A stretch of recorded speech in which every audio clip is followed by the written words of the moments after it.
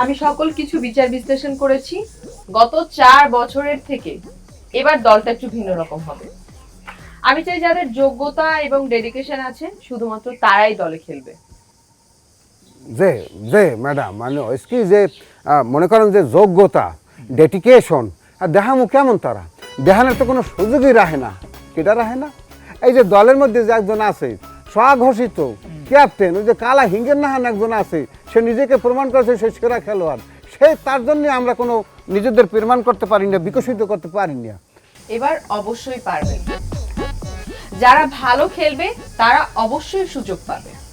যে ম্যাডাম আপনার কাছে একটু আমি স্বনির্বন্ধ একটু নিবেদন করতে চাই যে যদি আপনি সিলেকশন দেনই, যদি আমাকে রাখেন আর কি বেস্ট ইলেভেনে, সেক্ষেত্রে কিন্তু আপনি ওই যে আশরাফুল হাসান মাশরাফি বিন ওই যে গোলদার সাহেব, ওনাকে কিন্তু আমার সাথে রাখেন না। ক্যা কোনো কর্মী যদি ব্যাটিংয়ে আপনি মানে পাঠান যদি সে কিন্তু ওই যে কালা হিঙ্গির না যে স্বঘোষিত যে আমাদের যে স্বৈরাচার নিজেকে সেরা প্লেয়ার যে বলে যে সেই তার সামনে আমি একসঙ্গে তার নামাবেন না ব্যাটিংয়ে। কি কেন? সে কি করে জানেন? ওই যে বলটা আইলে টুকুস করে একটু মারিয়ে সে দৌড় শুরু করে, আমি থাকি অপোনেন্টে, তা আমিও তো রান নিতে আসতে থাকি। সে মাঝখানে আইসিয়া এই উমাইন্যাটাই করে কি জানেন, আবার উল্টোর দিকে দৌড় মারে। হেলে আয় কি মুই তো অর্ধেক আইয়ে বসছি, মুই আবার যাইতে যাইতে রান আউট হয়ে যায়। এইরকম জীবনে যে অসংখ্যবার আমি শূন্য রানে আউট হয়ে গেছি। কার জন্য? এই স্বৈরাচারের জন্য, এই হিঙ্গের জন্য, এই মাইন্দারের জন্য। সেই জন্য বলতে আছি কি জানেন ম্যাডাম, দুঃখের কথা আমাদের গ্রামে কোনো ইবলিশ শয়তান নাই, বুঝলেন? কেন নাই? শয়তানে গাছে বই বই দেখে যে এই ওহিনে যামু কি, ওহিনে দিমুকে ওস্তাদই আছে। ওস্তাদটা কে ম্যাডাম বলতে পারতে আছেন না? সেই জন্য মোদের গ্রামে কোনো শয়তান ইবলিশ শয়তান ঢোকে না, আর ভিন্নে।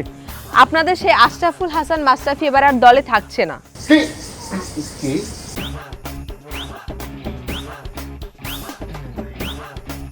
তাকে বাদ দেওয়া হয়েছে। অতএব সবার নিজের সেরাটা দিয়ে এখন কিছু খেলতে হবে। আমাদের টিম বরিশালে নেতৃত্ব দেবে এরপর থেকে নজরুল ভাই।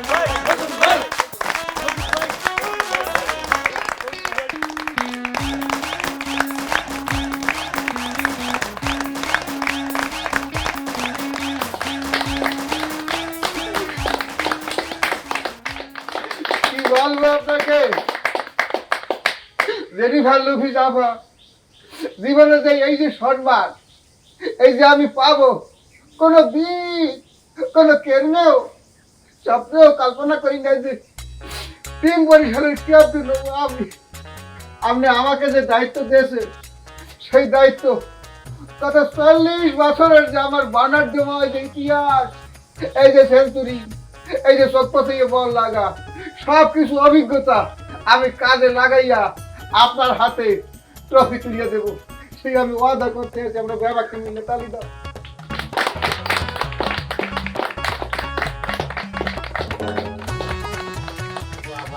ঝামেলা কলম একটু আছে। ওই মাসুম ও যদি এই হনে কোনো রকম তাহলে কোনো একটা বিশাল গ্যাঞ্জাম বাজাই দিবি। মুই দেখিছি এই নজরুল ভাই বললো যে তাই কি জানি পুরো আলাপ করে মুই দেখিছি তো।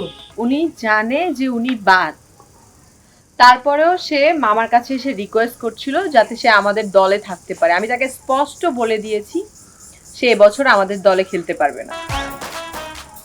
যাই হোক, বিকেলে সবাই খেলার মাঠে চলে আসবে।